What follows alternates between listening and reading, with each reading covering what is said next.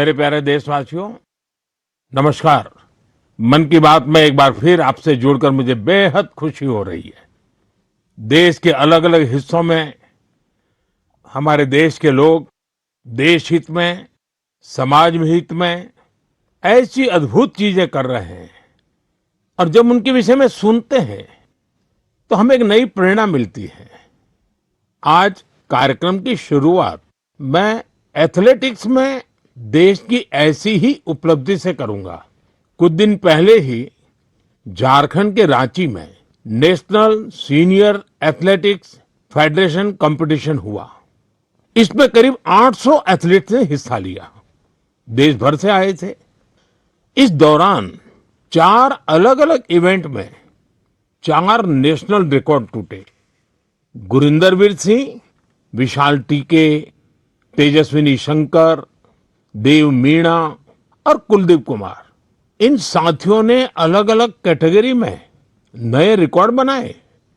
मैं सबसे पहले तो इन सभी को बहुत बहुत बधाई देता हूं।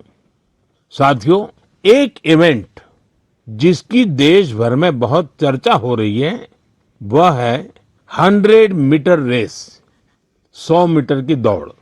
महज 2 दिनों के भीतर मेंस 100 मीटर रेस में नेशनल रिकॉर्ड 3 बार टूटा।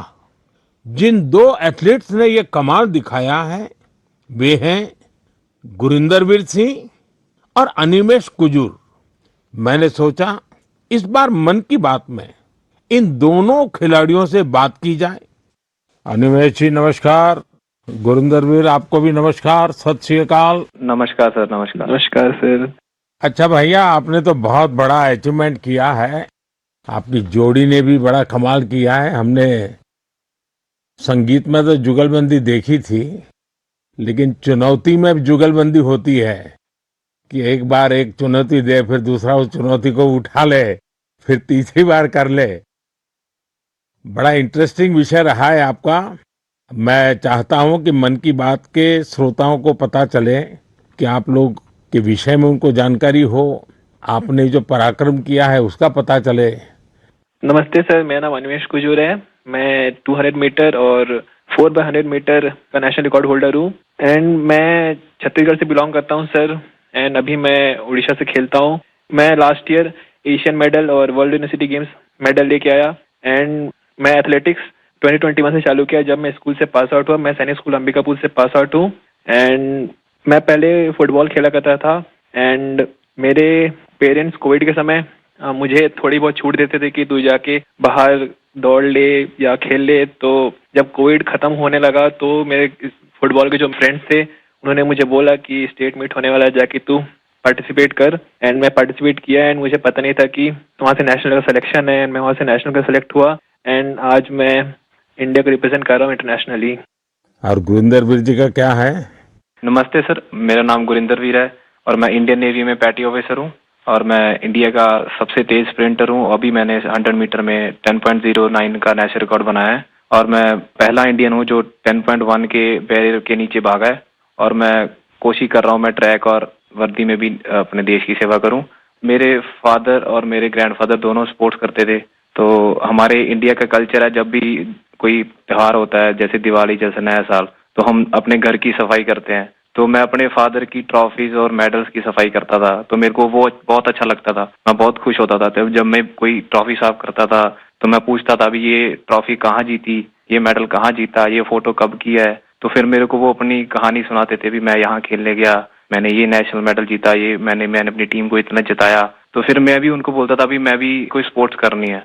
वो रनिंग करने जाते थे मॉर्निंग में, तो मैं उनको बोलने लगा भी मेरे को भी लेके जाया करो आप अपने साथ। तो मेरे को लेके जाने लगे, जो उन्होंने अपनी गेम स्पोर्ट्स में सीखा था तो मेरे को सिखाने लगे, तो मेरा इंटरेस्ट बनने लगा। मैंने यूसेन बोल्ट का वर्ल्ड रिकॉर्ड टूटता हुआ देखा। तो एक स्टोरी है ऐसे फनी, मैं अभी टीवी देख रहा था तो मम्मी ने मेरी ने टीवी बंद कर दिया, भी अभी बेटा पढ़ने का टाइम हो गया, आप पढ़ो।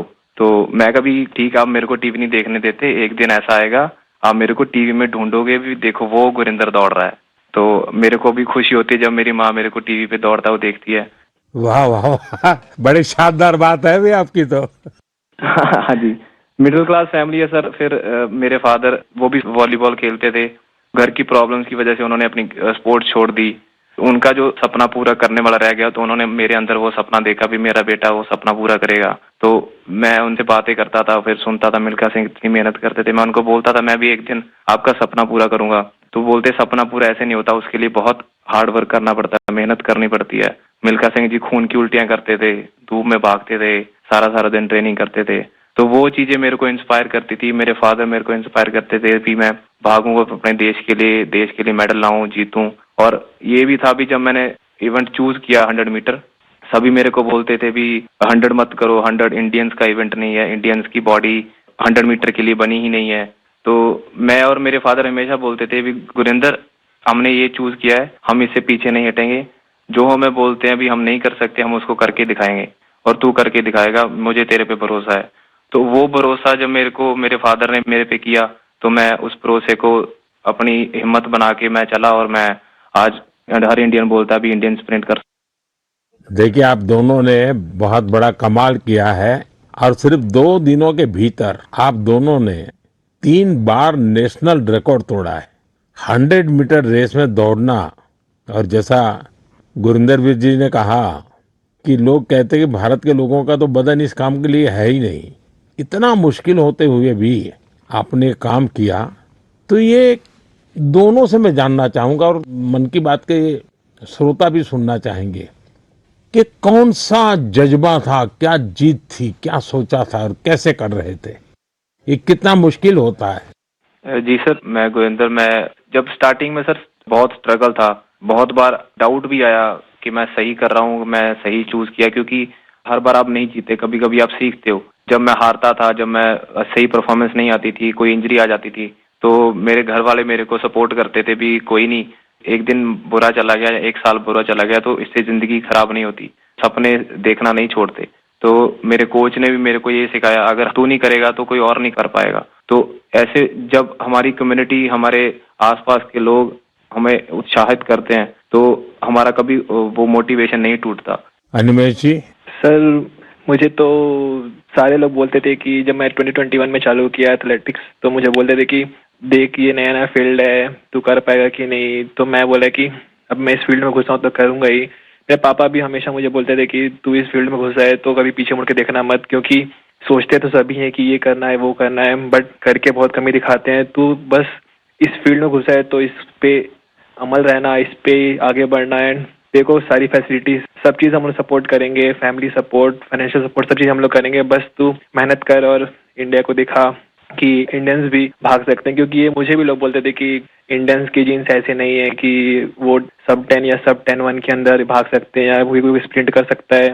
बट अभी हम दोनों ने ऐसे प्रूव किया कि इंडियंस भी कर सकते हैं, ऐसा कोई हार्ड नहीं है हमारे लिए, हम भी सब कुछ कर सकते हैं।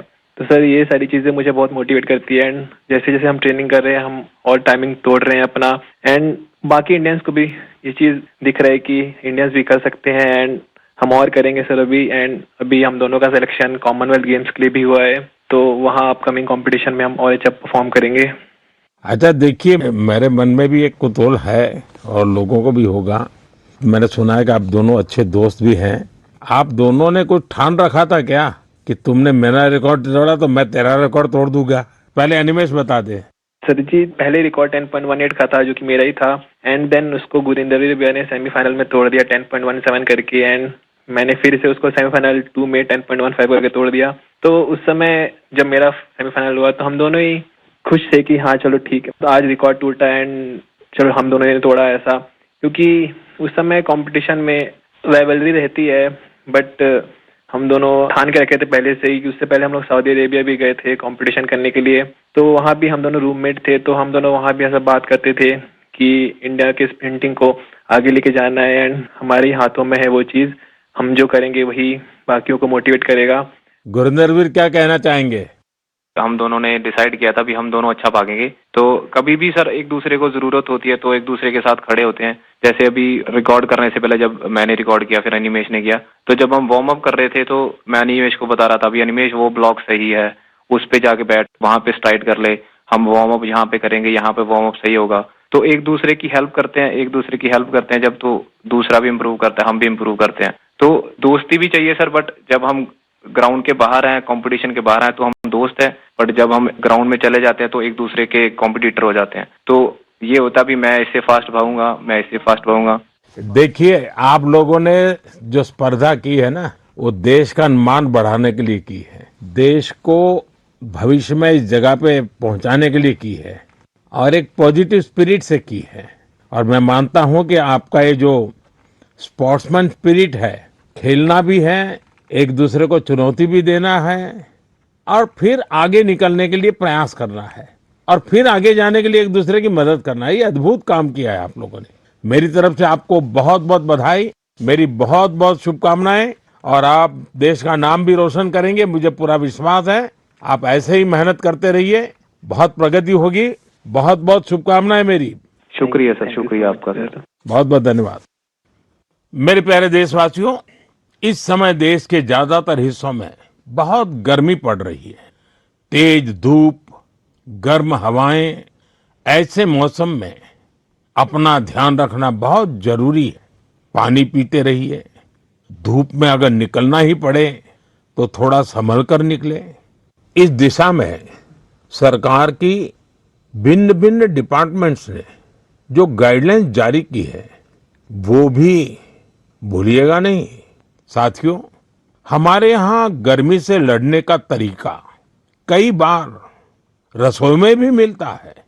आपने भी देखा होगा, जैसे जैसे गर्मी बढ़ती है वैसे वैसे घर की रसोई का स्वाद बदल जाता है, रसोई का प्रकार बदल जाता है। कहीं मटके का पानी निकल आता है, कहीं दही जमने लगता है, तो कहीं कच्चे आम उबलने लगते हैं और फिर शुरू होता है देसी पेय का दौर। देसी पेय से आप भी परिचित हैं। अगर आप उत्तर भारत में जाएंगे तो काफी जगह आपको मिलेगा आम पन्ना, कच्चे आम का स्वाद और गर्मी से राहत भी। पंजाब हरियाणा जाइए तो लस्सी मिल जाएगी, बड़े गिलास वाली लस्सी। राजस्थान और गुजरात में छाछ जैसे हर खाने की साथी बन जाती है। और बिहार, झारखंड, पूर्वी उत्तर प्रदेश में सत्तू का शरबत, उसकी तो बात ही क्या है। पेट भी भरे, ताकत भी दे।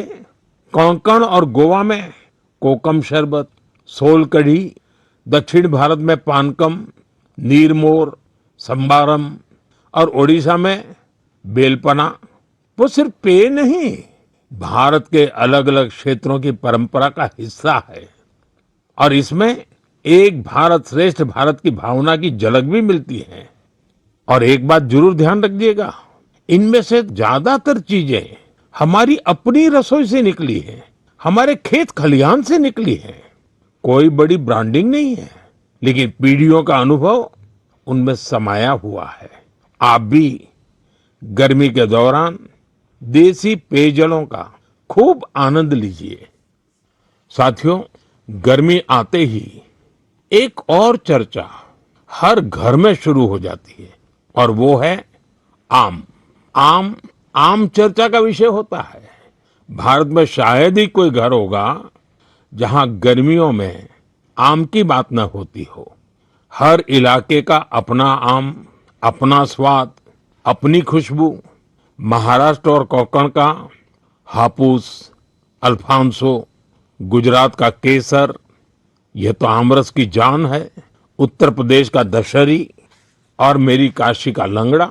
वैसे लंगड़ा आम की एक खास बात होती है, पकने के बाद भी उसका रंग कई बार हरा ही रहता है। बिहार का जर्दालू, जिसकी खुशबू दूर से पहचान में आ जाए। चौसा, मालदा, हर नाम के साथ लोगों की यादें जुड़ी हुई हैं।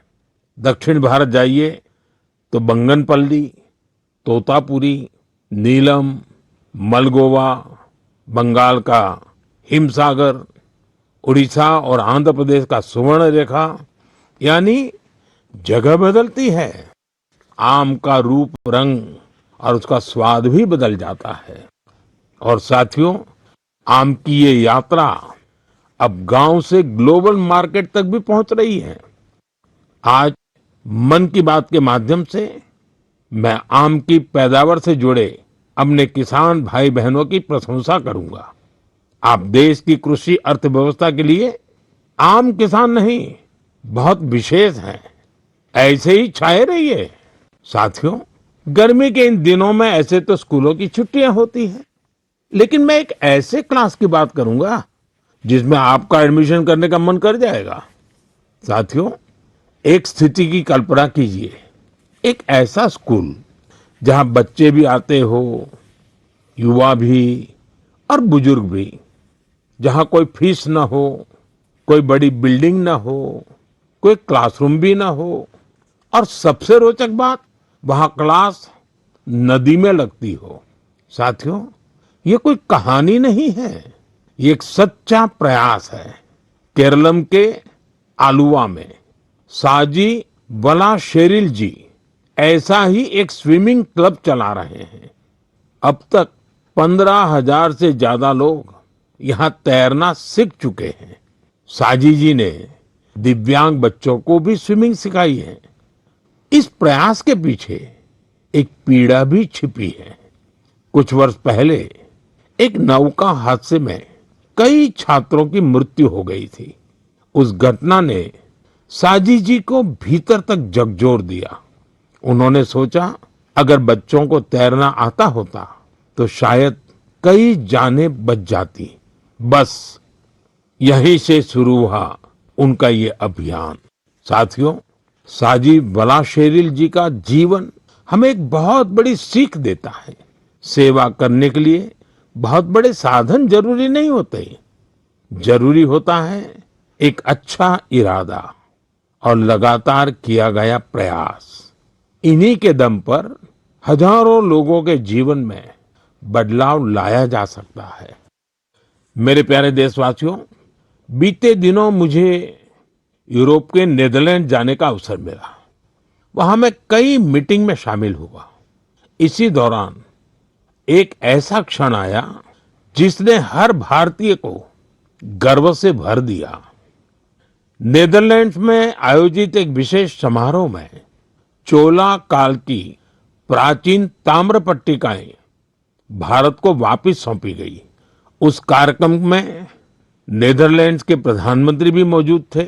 इन ताम्र पट्टिकाओं को लेकर मुझे देश विदेश से लगातार संदेश मिल रहे हैं।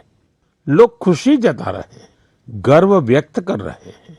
दुनिया भर के तमिल समुदाय में भी इसे लेकर विशेष उत्साह है। साथियों, इन ताम्र पट्टिकाओं को लेकर लोगों में काफी जिज्ञासा भी है। इसलिए आज मैं इससे जुड़ी कुछ बातें आपसे साझा करना चाहता हूं। इनमें 21 बड़ी और 3 छोटी ताम्र पट्टिकाएं हैं। ये मुख्य रूप से राजा राजेंद्र चोला प्रथम द्वारा अपने पिता राजा राजा चोला के एक वचन को पूरा करने से जुड़ी है। इनमें आनाई मंगलम गांव को एक बौद्ध विहार को दान देने का उल्लेख है। इन ताम्र पट्टिकाओं में चोला वंश की उपलब्धियों का भी वर्णन मिलता है। इनसे पता चलता है कि चोला साम्राज्य की समुद्री शक्ति कितनी मजबूत थी। दक्षिण पूर्व एशिया के देशों के साथ उनके संबंधों की जानकारी भी इनमें मिलती है। चोला साम्राज्य के समृद्ध इतिहास और संस्कृति पर हम सभी को बहुत गर्व है। साथियों, हमारी सरकार भारत की ऐसी अमूल्य धरोहरों के संरक्षण के लिए लगातार प्रयास कर रही है। इसी क्रम में ज्ञान भारतम अभियान के तहत छत्तीसगढ़ के मल्हार में भी एक महत्वपूर्ण खोज हुई है। यहाँ 3 दुर्लभ ताम्र पट्टिकाएं मिली हैं। ये पांडुवंशी राजवंश के महर्षि बालार्जुन के शासनकाल से जुड़ी मानी जा रही है।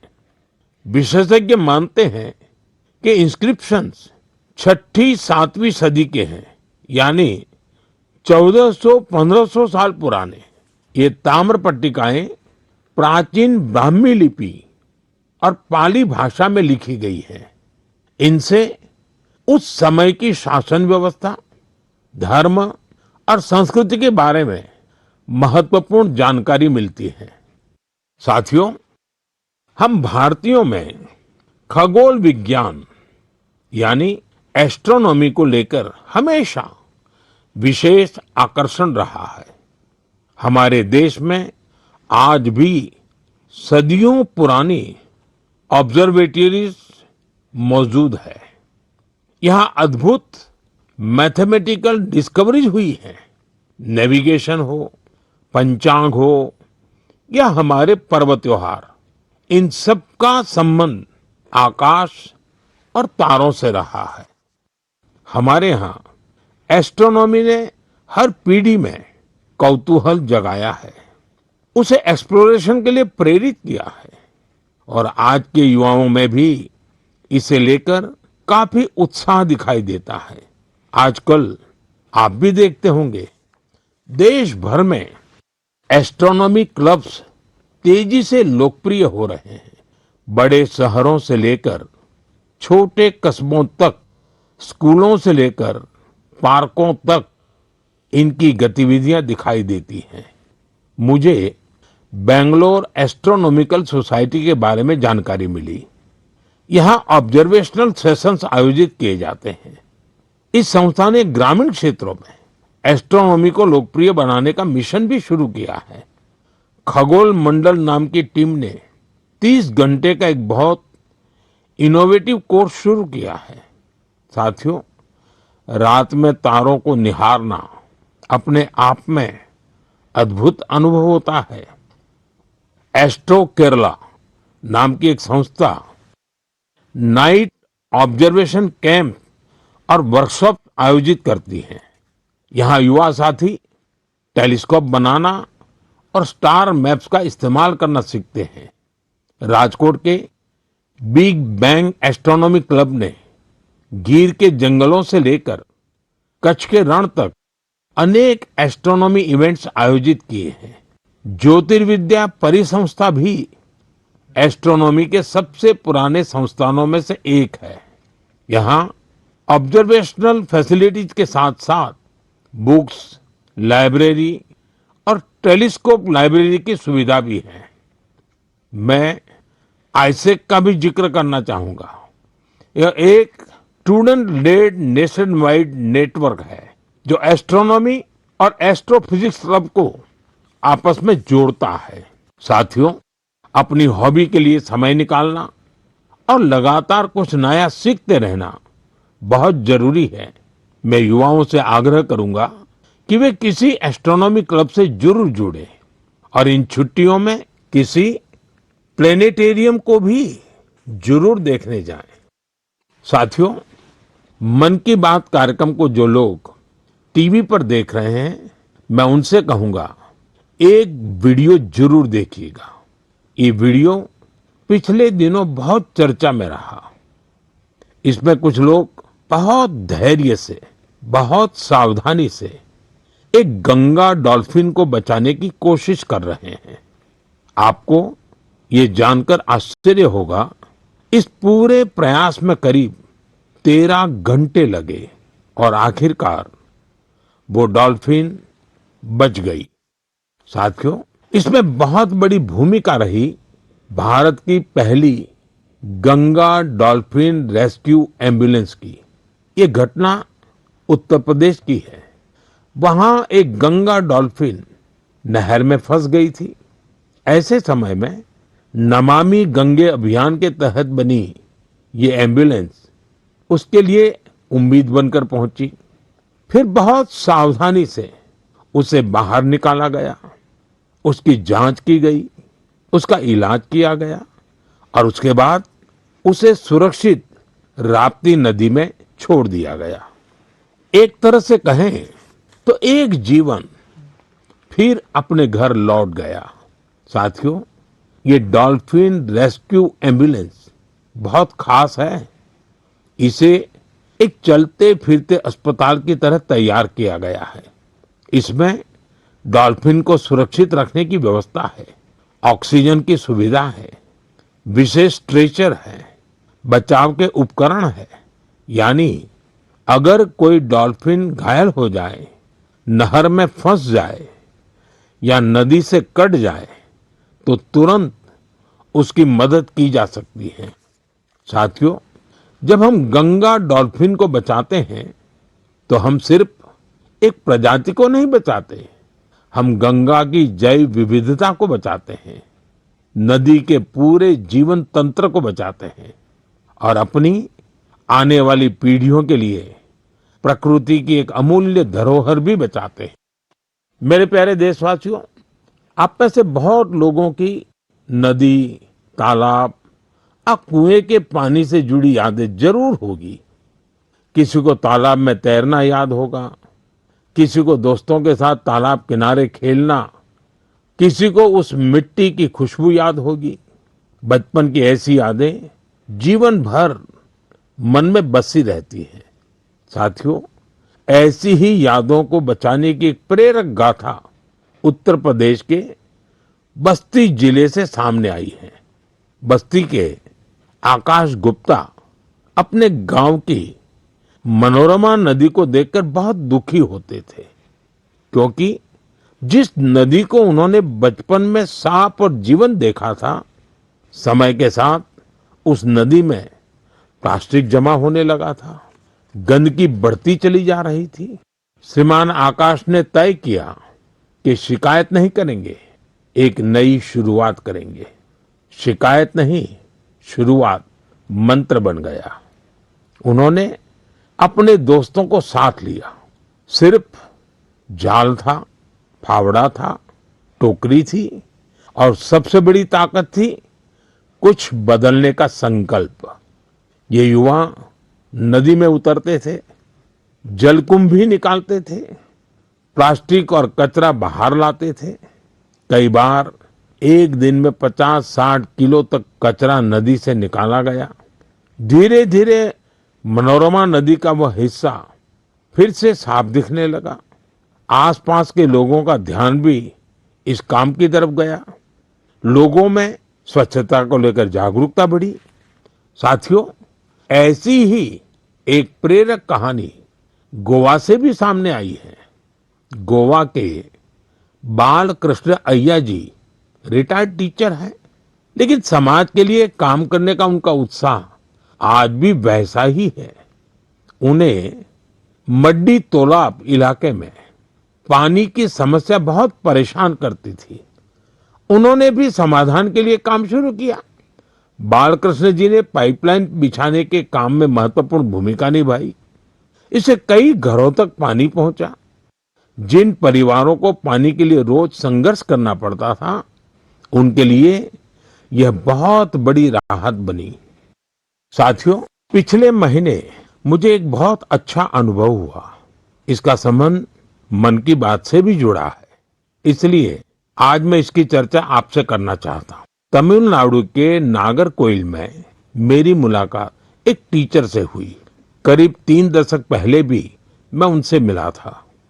मैं बात कर रहा हूँ गिरिजा अम्मा जी की। इस मुलाकात के दौरान कुछ युवा स्टूडेंट्स भी उनके साथ थे। साथियों, गिरिजा अम्मा जी करीब 15 स्कूल चलाती हैं। इनमें चेन्नई का जय गोपाल गरोडिया हिंदू विद्यालय बहुत प्रमुख है। उनकी देशभक्ति की भावना हर भारतवासी को प्रेरित करने वाली है। उन्होंने मन की बात से प्रेरणा लेकर देश के अनेक सैनिकों के लिए योगदान का संकल्प लिया। इसके लिए उन्होंने अपने सभी स्कूलों के स्टूडेंट्स को प्रेरित किया। उन्होंने बच्चों से कहा कि वे वीर जवानों के लिए हर दिन 1 रुपया योगदान दें। यानी एक साल में हर स्टूडेंट की ओर से 365 रुपये जमा हुए। इस छोटे छोटे योगदान से करीब 40 लाख रुपए इकट्ठा हुए। गिरिजा अम्मा जी ने इस पूरी राशि का चेक मुझे सौंपा। उनसे बातचीत के दौरान मैंने महसूस किया कि माँ भारती के प्रति उनका समर्पण कितना गहरा है। पिछले वर्ष ही चेन्नई के पहले हिंदू विद्यालय ने अपने 50 वर्ष पूरे किए हैं। देश की शिक्षा और सांस्कृतिक गौरव को आगे बढ़ाने में स्कूल नेटवर्क की भूमिका बहुत प्रशंसनीय है। मैं इससे जुड़े सभी लोगों को बहुत बहुत बधाई देता हूँ और उन स्टूडेंट्स की भी विशेष सराहना करता हूं जिन्होंने अपने वीर सैनिकों के लिए योगदान दिया। साथियों, भारत के हर गांव में, हर शहर में कुछ न कुछ ऐसा हो रहा है जो हमें प्रेरणा देता है। कई बार इन प्रयासों की ज्यादा चर्चा नहीं होती, लेकिन जब हम इन्हें जानते हैं तो ये विश्वास और मजबूत होता है कि देश अपने लोगों की शक्ति से आगे बढ़ रहा है। मेरा आपसे आग्रह है, अपने आसपास के ऐसे प्रयासों को जरूर देखिए। जो लोग समाज के लिए अच्छा काम कर रहे हैं, उन्हें पहचानिए, उनकी सराहना कीजिए, उनसे सीखिए और हो सके तो खुद भी किसी अच्छे काम से जुड़िए। अगले महीने मन की बात में कुछ और प्रेरक गाथाओं के साथ मैं फिर आपसे जुड़ूंगा। बहुत बहुत धन्यवाद। नमस्कार।